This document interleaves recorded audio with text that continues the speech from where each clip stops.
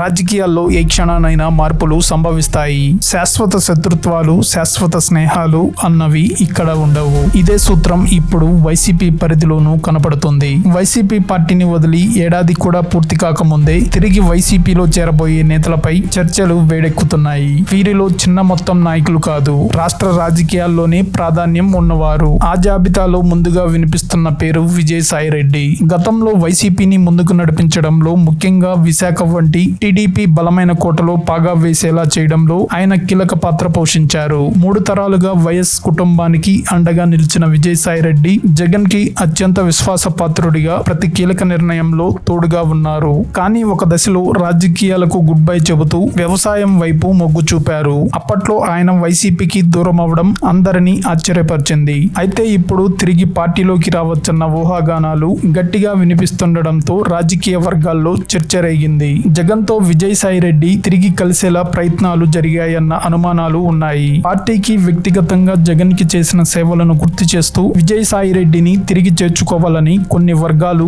కోరుతున్నాయట. ముఖ్యంగా పార్టీని విడిచిన తర్వాత కూడా జగన్ గురించి ఒక్క ప్రతికూల వ్యాఖ్య చేయకపోవడం ఆయన విధేయతకు నిదర్శనమని అంటున్నారు. కానీ మరోవైపు పార్టీలోని కొంతమంది నాయకులు మాత్రం గతంలో ఆయనపై వచ్చిన ఆరోపణలు, కాకినాడ సీపోర్ట్ వివాదం, లిక్కర్ స్కామ్ కారణంగా అసహనం వ్యక్తం చేస్తున్నారని సమాచారం. ఇక ఢిల్లీలో లాబియింగ్, సమన్వయం వంటి విషయాల్లో ఇప్పుడు పార్టీకి గ్యాప్ ఏర్పడిందని, అలాంటి సమయాల్లో విజయసాయిరెడ్డి వంటి అనుభవజ్ఞుడు అవసరం అనిపిస్తుందని కొంతమంది భావిస్తున్నారు. విజయసాయిరెడ్డి రీఎంట్రీతో కూటమిలో అసంతృప్తిగా ఉన్న నేతలు కూడా వైసీపీ వైపు రాగలరన్న అంచనా ఉంది. అయితే ఆయన తిరిగి వస్తే తనకంటూ ప్రత్యేక టీంను ఏర్పాటు చేసుకోవచ్చని, ఇది ప్రస్తుత అంతర్గత రాజకీయాలపై ప్రభావం చూపవచ్చని అంటున్నారు. విశాఖలో వైసీపీ స్థితి పుంజుకోవాలంటే విజయసాయిరెడ్డి వ్యూహాలు ఉపయోగపడతాయని జగన్ స్వయంగా ఆహ్వానం పలికారన్న ప్రచారం కూడా ఉంది. కానీ విజయసాయిరెడ్డి నిర్ణయం ఏంటో ఇంకా స్పష్టత రాలేదు. ఇదే సమయంలో మరో మాజీ నేత ఆమంచి కృష్ణమోహన్ కూడా తిరిగి వైసీపీలో చేరే అవకాశాలు